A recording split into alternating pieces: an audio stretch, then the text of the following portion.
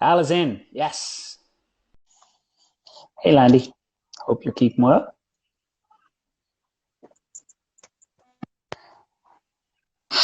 Maybe how are we? I'm good. How are you, man? Not bad, not bad. Some technical issues there before we started, mate. Keeps it interesting. How's things with you? Yeah, good, man. Thanks so much for doing this. Not a problem at all. So the thing about these lives is people are interested to hear from the feedback I got how people started out. So I was keen to get you on because I think your gym is one of the most well-rounded gyms in the country from what you offer, from teens to general fitness to competitive fitness to everything over 50 is one of my favorite demographics. So it's very Yeah, well. Matt, you were running that a good bit before us as well. In fairness, I think, weren't you? How long is that going? How long were you coaching that? Oh, maybe 3 years, maybe a little bit more. A very rewarding class to coach. Big time, big time. And they have no filter to that demographic, so it keeps it interesting as well. Yeah, some of the youngsters in the gym can't keep up with the filth out of the 50s we have here.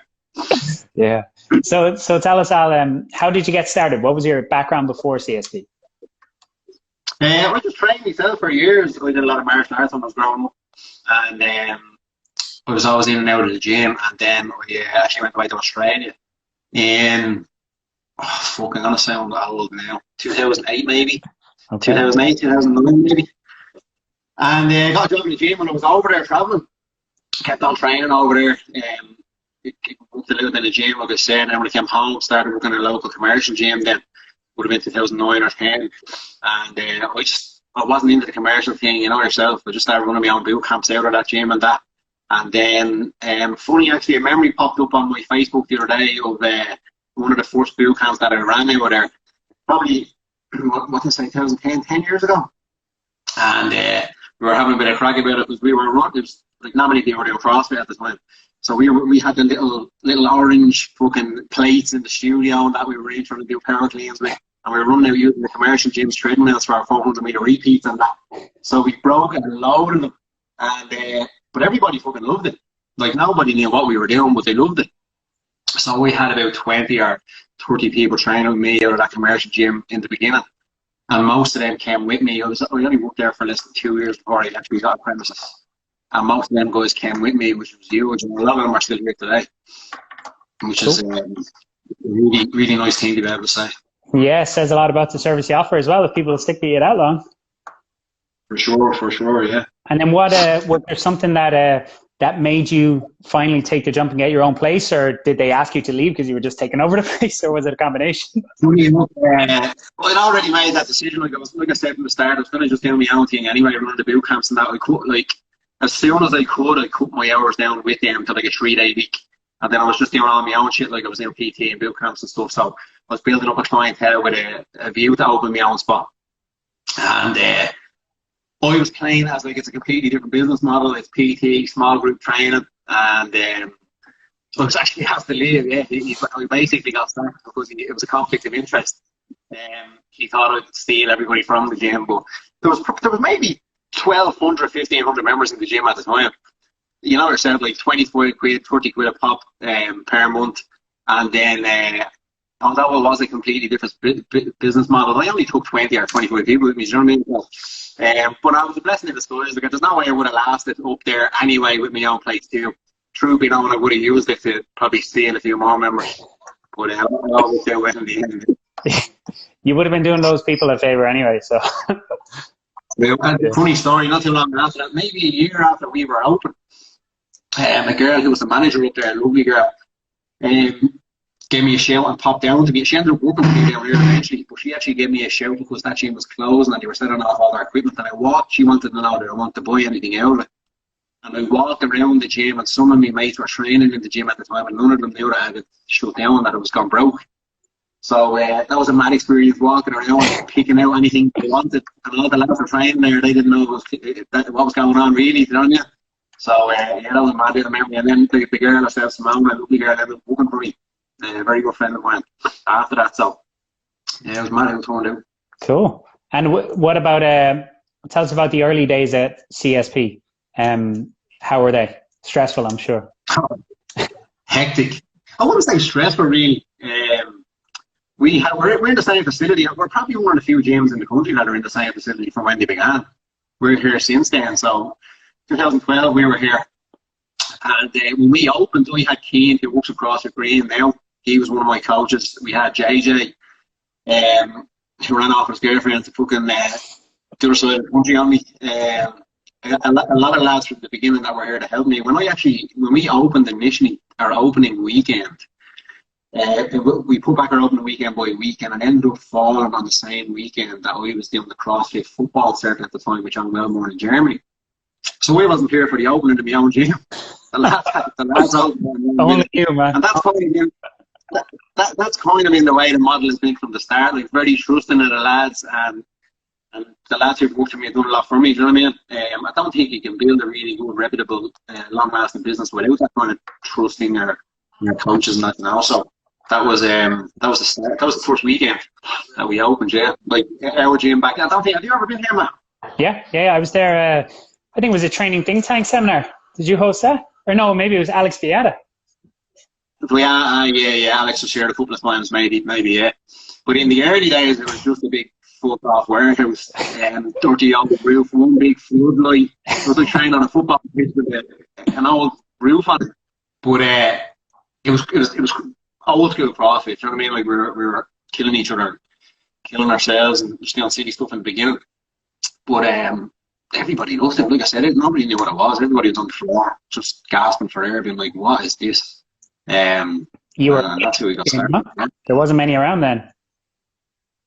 We were the first in Bray. There was two more after that then. But we were the first in Bray. There was a couple of CrossFit gyms in Dublin, yeah. None in Wicklow. Anywhere, where would have been the closest to us? Probably the guys in Sandyford, I'd say. They would have been the closest around here, but not too many. Cool. And like you said, about like you were just killing each other. I think we all went through a stage of that at some point. Like, I'm sure you've seen like evolvement in both the facility and your philosophies and stuff like that. So is that just something you've consistently chipped away at in terms of changing the facility, like, so just adding equipment piece by piece, and you're renovating now? Yeah, I was actually doing it there today. I'm painting all fucking day. But I suppose, like, I've always been very evidence-based with regards to the program and methodology and that. I always saw the best guys in the game, like, and our philosophy, our gym itself, our gym structure and the facility itself is kind of echoed our methodology. So in the early days, we would have seen a big issue with the lack of strength and accessory work, specifically in CrossFit gyms. Like, there was none of it. And then obviously I was very Westside influenced, so I went over to Louis and Westside in the early days. I couldn't tell you, like, everybody's program was very open source back then. We all knew what everybody else was doing, and there was a complete lack of any focus on strength or particularly accessory work, where most of the bang for your buck is going to be most of the fixing people's muscular imbalances and asymmetries and getting people jacked or whatever it is. That's going to be all in that, mainly in that. And it was just completely lacking. That was one of the things that we wanted to bring to the forefront. So a lot of our early stuff was very heavy barbell based, and the gym looked like that. And then later on, I would have got a lot more into it. Again, because of a big lack of awareness around proper energy system development when it comes to CrossFit, particularly aerobic work. And then the same, like, we would have got like a heap of rowers at one time, a heap of soft weights to specifically do that slower, longer kind of aerobic type stuff, you know. So yeah, the facility itself has changed based on the methodology as well, and to where we are today. Yeah. Hello, Philly. How are you, mate? What's going on? Philly's a lovely little home gym setup going. Doesn't he? Yeah. Mm. He's one of the few life hasn't changed in the lockdown. It's exactly the same. He made that smart online move about a year before everybody else did. Yeah. I was fortunate. So would you say your philosophy now, would you consider yourself more balanced, or would you say you would have gone too far one way at some stages? I know I did. I don't know, possibly a little bit strength biased, but simply because my bias tended towards what was more lacking at the time than anything else, I suppose. Yeah. Now, yeah, very well rounded. My whole goal always was to try be as individualised as possible within the group setting. That was my aim, because I was well aware from the early days the faults within the CrossFit methodology. And they're trying to individualize things as much as possible is the way to go. It is still the way to go, will always be the way to go. Look at the fact that everything's online and done remotely now. And anybody that's running a gym with multiple clients is going to be facing these issues big time now, because people are going to be coming back with all sorts of things that are going to need to be changed, way more so than even when they're in the gym. But when they're in the gym as well. So from the beginning, I would have been trying to individualize, but we always had different levels or different options and that in the programming here. I was using stuff like heart rate monitors and HRV with some guys like years ago, just trying to get really specific with it. Probably, like I said, a little bit too specific at times. Like a lot of that shit logistically can end up being a nightmare. Like we were trying to use kendo units down here years ago with some of our lads, and it was like, she'd be broken, and it was just fucking, it was a nightmare trying to just you were getting a little bit too in sciencey, you know what I mean? But yeah, a lot more well-rounded for sure now, yeah. A lot more trying to be as individualised as possible, but keeping that kind of whole group social fitness atmosphere going, you know. Yeah, I remember actually at the seminar I was at, it was Alex Fiata and that guy Jacob. He was a big CrossFit programmer, but I don't know why this sticks in my head, but I remember you specifically having a conversation with him about how do I individualize this to different people, and he didn't really have an answer of how to do it in a group model. But even back then, you were asking the question of like how to do that. Yeah. Do you know how to pronounce Jacob's second name? No, that's why I didn't say it. I know nobody knows how to do that. But yeah, but even like the lads there, Jacob would have been very much. He comes from a lot of games competitors and stuff, so he's well up on the energy system development with regards individual competitors. Alex is very much like that as well. Like they don't run, as far as I know, Jacob. He might have at the time had a CrossFit affiliate, but they didn't specifically run group coaching classes with an eye to individualise. A lot of their stuff was individualisation for competitors and stuff like that. Do you know what I mean? So yeah, they wouldn't have had that hands-on experience with a big bunch of people in the gym to try and have to individualise it. Do you know what I mean? Yeah. Two solid lads, though. I mean, two really good lads to be learning from for sure. And would you like? They obviously had an influence on you. Would you say, is there anyone else in the industry? Like, have you done OPEX, or is there anyone else who had a big influence? Yeah, definitely. I'd say the biggest influences would be Louis, obviously, with regards to strength stuff, the Westside stuff for sure, and then adapting and tailoring the science behind the Westside stuff for CrossFit and for raw lifting specifically. Because there's a lot of shit out there bashing Westside for raw lifting for people that don't really understand what exactly it is, to be honest. But tailoring those kind of principles for what we did specifically, I definitely would have got a lot of influence from Louis and Westside. And then on the energy system development end of things and CrossFit specifically, it definitely would have been James and OPEX. It would have been Alex, and it would have been Joe James. Those are three of the big dogs in the conditioning round for sure. Yeah. Did you come across Joel, just out of curiosity, through like the CrossFit in the gym, or had you heard of him through like your BJJ or like other? Yes, exactly. And that also gave me a little bit of a better mindset, I think, because some people, if you're just going through the CrossFit lens, your tunnel vision with regards coaches and methodologies, and the background that I have with regards combat sports and jiu-jitsu specifically, Joel's book, the Ultimate MMA Conditioning book, was probably the first one out there that was really talking about energy systems development properly, at least outside of James and OPEX in CrossFit anyway. Nobody else was doing what he was doing, and that book was a game changer for a lot of people. He broke down energy system development and really brought back the longer, low intensity, steady state aerobic work to the forefront that nobody was talking about at all, probably as a result of the surge in popularity in CrossFit. So yeah, a lot of credit has to go to Joel, not only for influencing me, but for that actual book and what that did for the field. Because before that, everybody was just hung up on high intensity training and CrossFit shit, you know. So big props to him, and then obviously James as well. Before Joel, I don't think I've met anybody apart from Alex. When you're in a room with Alex, it makes you feel like a fucking idiot. He's the only coach I think I've ever been around that I was like, Jesus, this lad's a lot smarter than me. But James as well, the stuff what James was dealing with his OPEX guys on site Or I remember talking to him about, like, he'd be taking, he'd do blood take testing with clients on site after training sessions and that. And that stuff was just next level then. They were the only guys that I thought, Jesus, the stuff that them lads are doing is next level. I need to learn a lot more about that. So yeah, a lot of credit to those guys. Those are really good. Super nerds. They're just like way on. If we think we're nerds, them lads are like, that's what I mean. When you're in a room with Alex, you're like, he's just too much of a nerd. But boys, well, we actually, obviously, we hosted Alex for a couple of seminars. He's been here 2 or 3 times. And we hosted Joel as well. James is the only one who didn't bring over, but he's too expensive, the fucker.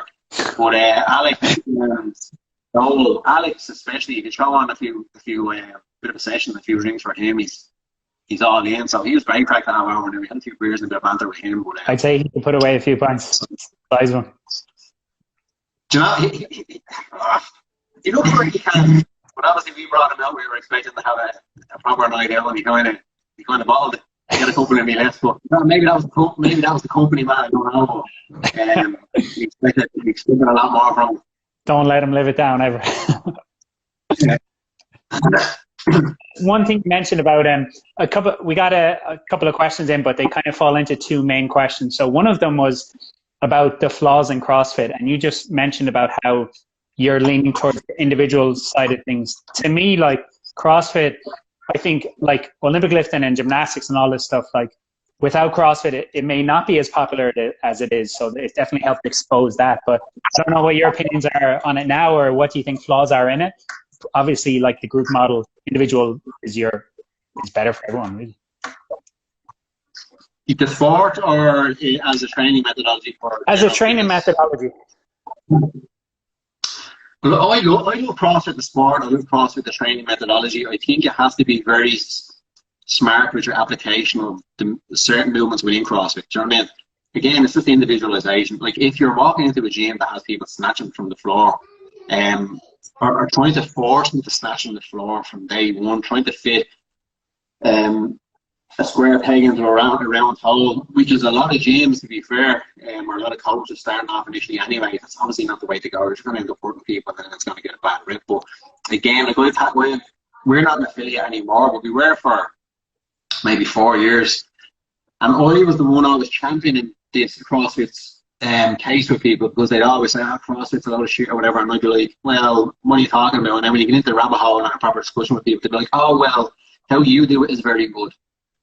And then I'd be like, well, how I do it is very good. Your problem isn't with CrossFit, it's with the application of it, which is down to coaching, which is a completely different argument. So I think as a training methodology, it's fucking amazing. It's brilliant. It's done wonders for us, for all of us, for me, for you, for everybody, when it's done right. I think if you have that in your arsenal and you can employ all of those different things, weightlifting, gymnastics, all the monostructural stuff in smart workouts, longer pieces, shorter pieces, not just mad 21, 15 lines all the time. It's the best way to train. Mixed modal training is the best way to train. What that entails is completely up to the coach. But I think it's quite obvious that, like, look at all of even the people that would have been talking smack about it in the early days. Like, look at programming, I know programming, and like I said, it was open source mainly for a long, long time. You can look at someone's program now, who back then might have been slating it a little bit, and it's literally what we've been doing all the time. Do you know what I mean? Like EMOMs, AMRAPs, 21, 15 lines. Oh, we do hang power snatches. We don't do snatches though, so we're different. Do you know what I mean? It's all it's the best methodology. It can't be argued as long as its prescription is done well. That's the main thing. And again, that's not a knock on the methodology. That's a knock on the coaching and the application of the methodology. You know. I think, like 100% agree. And I think a big part of it is, like CrossFit, when you see the methodology applied wrong, the fails tend to be brutal. Like just because the risk is higher with the exercises, and then people just kind of jump on it. Or a weightlifting failure itself, just the sport of weightlifting, is awful as well. Yeah. You know what I mean? Yeah. No, I get you. Yeah, if someone's failing a snatch and the barbell drops on their head, or they put themselves in a handstand push-up or a handstand walk, obviously that looks bad. But, yeah. Yeah. So the second question that, like, a few people asked in a few different ways. And I actually selfishly had this question written down myself that I wanted to ask you. And it was how to build a good team, because you've obviously got that around you now with like different, like you've got yoga in there now, you've got like weightlifting, you've got like Mac Nutrition, a couple of guys in that. I think you mentioned that all the guys were going to go through it. So how did you curate that? Like I said at the start, like the first weekend my gym opened, I wasn't even fucking here. I was on a session in Germany. But I think you have to, I don't know, I think to run a good ship, obviously you have to gel with the people that are working with you for a start. You have to show a lot of trust in them. And I think that financially speaking, to have a good team of coaches over the longer term, you have to really invest in them as well. And I don't mean invest financially initially. I mean from a trust perspective and a responsibility perspective initially. I think that, you know as well as I do, like the jobs that we have or the gyms that we run, a business that we run, we can't be giving people 40 and 50 grand a year to be coaching for us. It's not going to work. So therefore, you're either going to be a gym that has coaches that work 8 or 10 hours a week for you, which is absolutely fucking useless to any coach out there. But you need to figure out a way that you can make their career in fitness financially viable. So for me, what I've always tried to do, and this, I mean, it takes some fails to figure this out along the way, but you need to have the right people that are willing to put themselves out there and grow their own brand as well. You should be really pushing with your guys the need for them to grow their own brand, and you should be supporting that as much as possible, because that's where they're going to make their money. Like we pay our guys, whenever we pay them here, they work, the most any of the lads work here is maybe 20 hour a week, 130 hour a week. So we do very well here with regards to the hours that we can give our coaches. But I know not too many gyms are in that position. And I know that fucking no gyms who are just paying their coaches to coach classes are able to pay multiple coaches well and have them happy long term. And look at the churn rate in gyms with coaches, and that'll tell you all you need to know. So the key is to be really helping them guys build their own brand as much as possible. And you get behind them and do all you can for them. And that's what we've done here. Like all of the guys everybody will naturally find their own kind of niche. And once you as a business owner or a gym owner, you figure that out with them, try and help them as much as you can get into that. So here we have, like I said, we have, obviously Emma does the pre and postnatal stuff here. She runs her own business out of here. She was working part-time hours for us while she was growing that, and she's a victim of her own success. She just does that now, but she does it all out CSP. Sorka does our yoga here as well. We have Aidan who's the Mac Nutrition qualified coach. Aidan, one of the best coaches you've ever come across, a brilliant coach, efficiency coach. She was managing this place for me now, so he's doing well, and he's a few other little things in the pipeline. We have Dino who runs the teams then. That's his ball game. Jack is the one who he has his Axe Fitness brand. He does a lot of the one-on-one PT stuff for himself. And there's nobody else really doing that here. So everybody has their own little niche there where they're doing their own businesses and brands primarily. And then obviously the work that they do for us here, we pay them to be coaching hours here. That just means that they're fucking happy, they're financially happy. They're coming in here to coach to their best, the best of their ability for CSPA. They're making money at the end of the day, which is what's most important. And then any of those guys, then any of their one-on-one PT is completely free. That's 100% their own, because I want them to make as much money as possible. You know, that's really key. But I always see guys out there in gyms out there like, oh, pay your coaches top dollar, pay your. And I know these fuckers are paying their coaches €20 an hour, but they work 6 hours a week for them. You know what I mean? Yeah. Which is useless. So you really have to kind of look after the guys and try and nurture them as much as possible to build their own brands. I think that's the best way that we found anyway to do, and that's been successful for us. Very successful. I think just a lot of possibly a lot of gym owners just don't have the mindset that you have. I know I've been in some terrible situations in the past, but it's refreshing to hear. Yeah, I know. Let's do it. We'll save that for another live.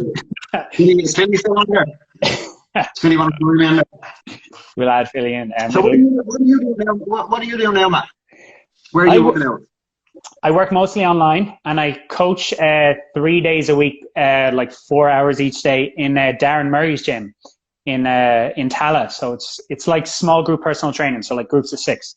So yeah, it's cool. I knew Darren, funny enough, back in the Jackie Skelly days when I worked in a commercial gym before all this stuff. So, and actually one of these lives that I think was the second one, I had my cousin on, and she's lost a load of weight, but I remember I gave her advice like 10 or 12 years ago, and the advice I gave her then, like, it just makes me cringe now. Like, it worked for her at the time. She did listen to me. Yeah. It works. It's very hard. Yeah. But it's just, yeah. It's funny listening to you talk about just like being evidence-based and investing in coaches and like constantly supporting them, educating. Because I think if you don't look back and like cringe a little at what you used to do, maybe you haven't learned enough. I don't know. What do you think? Of course, yeah, of course, yeah. It's okay to change your mind. It's okay to take a nail, as long as it's from before. If you look at yourself, you're like, Jesus, that was a nail. As long as you've grown from that and you learn from it, that's all right then. Do you know what I mean? That's a smart way to go do things. Yeah. So what have you got going on now for the CSP members? You said you're doing online classes? Yeah, we pivoted early online. We kind of we seen this coming a good bit off, to be honest with you. Like, those are some crazy fucking numbers looking at them, and we knew that we'd be facing some mad situation like this if it ever got here. So we kind of pivoted early. We shied away from the Zoom classes, the live classes. The numbers on those things, the drop-off rates on the Zoom class, like if you were to run Zoom classes kind of as you did in the gym, 6 a.m., 7 a.m., and then evening classes, the drop-off rate we seen early was something like in 10 to 14 days up to 60 to 80% drop-off rate across all those classes. So that wasn't the way to go. So what I did was we have our coaches basically acting as one-on-one coaches for everybody now. So every one of our members gets check-ins with their coaches daily through our Trainer Road training app, and then through MyFitnessPal as well. And then we have Stewie, who puts together our with the programming. He does all of our home videos. So the members all get their home workout video daily sent to them, and then they have their own assigned coach check up on them through Trainer Road and MyFitnessPal daily. So that's been used. People are happy out with that. Obviously, it's a really big service, and it's probably something like if you're getting that kind of one-on-one service and that kind of accountability, it's probably going to be a service you'll have to add, or add the possibility of a different option to the membership base when you get back in gym, because people are getting an awful lot from that. We were actually, right before we closed for the last few months, I had been doing monthly coach client check-ins, basically where we come in and it's a goal setting meeting, essentially. Goal setting / psychiatry session. You sit down and go through everything, everybody. We do the in-body scan and see what their goals were, try and get some value-based goals down on paper, make them realise why they were goals for them, and then give them some habits to get there. And they went down a treat. Like, there was some serious feedback and results from that accountability alone. So the one-on-one stuff, which you're probably very familiar with anyway, online, you were already pivoted online, but for us who were mainly an in-gym business model, it's been huge, it's been fucking brilliant, and it's definitely something that we'll probably have as an option for all of our members when we get back. Cool. And you have you also have online programming for non-members, right? Available? Yeah, me and Stewie were in the process of banging this out before all this happened. It was one of them things like we had to get to it, we're definitely going to do it. And then we were like, fuck, we better get our finger out now and actually put this out there. But I didn't want to rush it too much. You see in a lot of gyms who tried to buy our online program a week after everybody's been locked in the house and there was no thought behind it or no professionalism behind it or any of that crack. So we didn't want to rush it. I was like, look, let us just play its course. Let's speed it up a little bit, obviously. Let's make it more of a priority. But still want to have that professionalism about it, you know. So the goal basically was to provide everybody with our structure. So not even thinking about this whole pandemic and being stuck at home. This was for people who are training themselves, either at home or in a commercial gym somewhere, or anywhere, and they wanted to sample the program that their guys get here. So we were just going to lay that out and give them complete access to that. So that would have been the first option, and the second option, like I said there, would have been the pro coaching option, we're calling it, where we would provide a CSP coach to check up on you daily for a little bit more accountability, you know. So that should be rolling out before the end of the week, hopefully online. So yeah, that's the next step as well. We want to get that out there and get that done. Cool. And someone else actually asked in a question, random one we'll finish on, but well, not too random. What's your best guess about when CSB reopens its doors? You can we're open now. They're all so fucking banging out the shutters. No, don't be that fucker that opens too early either. I've seen a lot of people talking about opening as soon as they can. If you're a coach, and a few weeks ago you were telling everybody that you were closed down because you cared about your staff and your members and their health, and now you're fucking panicking, trying to figure out a way to sneakily get into phase 1 or 2. You didn't really close down a few weeks ago for everybody's benefit. Close down because you had to, so don't be that lad. But I'd say, obviously, with the August recommendations, I'd be happy with August, to be honest. It could have been a lot worse. It possibly still could be a lot worse. I think August is okay.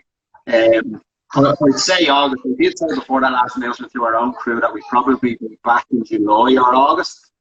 And then they said August. So I'd say August, but with social distancing in smaller groups, which is probably for some people, for the commercial gym model, it's a disaster. Because if it is back to social distancing, they're finished. There's simply no way that they can. Their whole business model is the complete opposite of that. And I've seen a couple of big commercial gym chains being like, "Oh, we'll implement these changes and we'll book in for your hourly slot and we'll have social distancing." And they're basically changing their entire commercial business model to our small group training model. The problem with that is they're fucking €20 a month. So they'll soon find out that that's not going to work. We're all right, like group coaching gyms are okay. Depending on the number that they allow, it's obviously going to be based on square footage if you're looking at 1 or 2 meters apart social distance wise. So we should be good there. The bigger the gym, the better. But if it's 4 to 8 people at a time, which I assume it will be in around those numbers, that's what we run back in August. And I'd say it'll mean a lot of gyms probably having to rebrand and restructure their business model as well, to be honest. But it's interesting times. I reckon August we'll be back and then we'll play it by ear and see how long it takes to get back to actual normality. Cool. I think commercial gyms are in a bit of hassle. You're right. I don't see how they reopen with social distancing. It's just like you can't manage it. It's like the pub, right? What's that? It's just like the pub. Same exactly. issue. Yeah, for I sure. see the post there that the Beginners Association were like, "Oh, we'll open early, but these are the measures we're going to put in place. We're going to have 4 people within a 10 square meter radius. You can't come to the bar in order. You can't pay at the bar." So I think it would be the worst fucking crack ever going to the pub if you had to do that. It makes no sense. They need a busy business model just the same as a commercial gym needs to be. So it's very interesting. I don't know. A lot of businesses might see the other side of this, unfortunately. On the flip side of that, fortunately for businesses like ours, small group training and I feel one-on-one PT type stuff will be in a fucking very good situation. There's a very big opportunity for gyms that do last this to really do well, you know. Yeah, for sure. Well, lad, thanks very much for doing this. Thanks for your time, man. Appreciate it. Well, man, good to see you, mate. You take care. Yeah, thanks a lot. Take care, Al. See you. Bye-bye. Okay, guys, thanks so much for watching. Like I said before we started, Al is like one of the most knowledgeable coaches I know and just a really, really good dude. So it was great to have him on and pick his brain a little bit. If you haven't already, please click on my latest post and enter the draw and support Pieta House. We're trying to raise as much money as possible. We've raised €1,000 in just about 24 hours. So please make sure you enter the draw and donate if you can. Thank you guys so much for watching. And yeah, we'll chat to you soon.